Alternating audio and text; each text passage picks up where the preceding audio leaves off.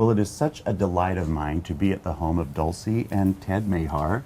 And we are going to be talking to Ted today about this great new book that's just coming out. And, you know, I would think Dulcy was so well loved by so many gardeners in this area.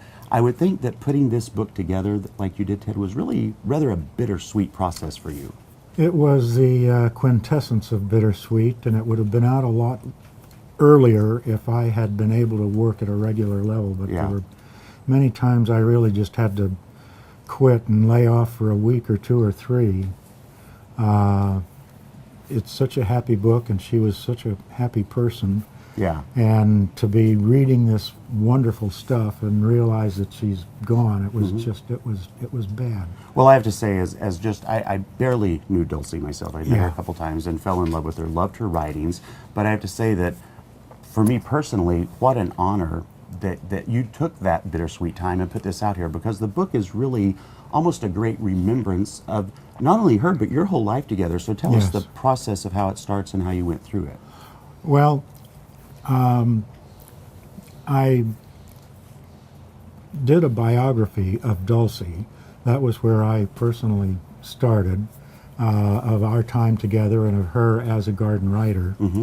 And then I went through, I spent literally months going through columns, naturally. And that was the part that was, on the one hand, it was so exhilarating, and on the other, it was so difficult. Yeah. But there is a wonderful, wonderful preference written by an Oregonian editor, Peggy McMullen. And Dulcy's partner was Doug Wilson, known as Doug the Wonder Boy for years. Then when he turned 40, he became Doug the Wonder Guy.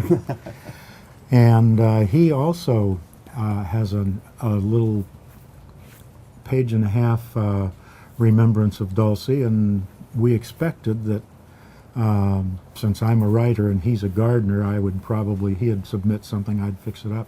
And that was not the way at all. Everything that's under Doug's byline is written by Doug. him. I believe I inserted 2 commas and a semicolon, and all the rest is Doug. It was just pure him. Well, so it really is it's basically a collection, Yes. of all of the different editorial stuff that she had done. Oh, far from all. Yeah, but that's true. It's a selection. It is a selection.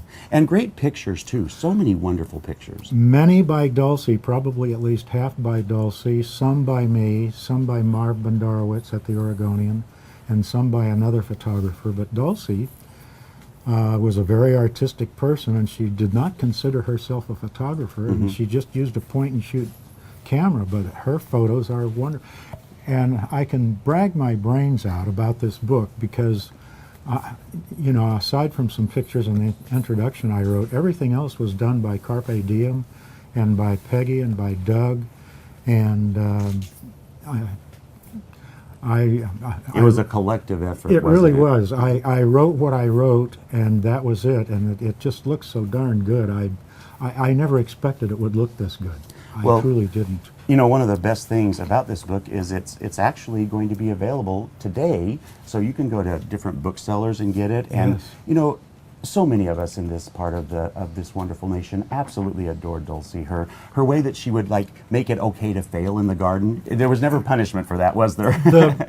If you read her columns regularly, and when you're going through this book, you would think that her garden looked like a slag pile. But as you see, it looks, I mean, even in November, it looks terrific. But she just had this automatic wit. Yeah. And she just couldn't help making fun of herself. And that was among the things that people liked. I mean, and people would say, you told me it's okay to fail. Yeah, it's very true. Yeah. Well, you know, if you love Dulcy as much as we do here at Garden Time, we invite you to go to gardentime.tv. You can find out where to pick up a copy of this book yourself and share in the wonderful memories of this great gardener in our Pacific Northwest area. Thank you so much, Ted. My pleasure.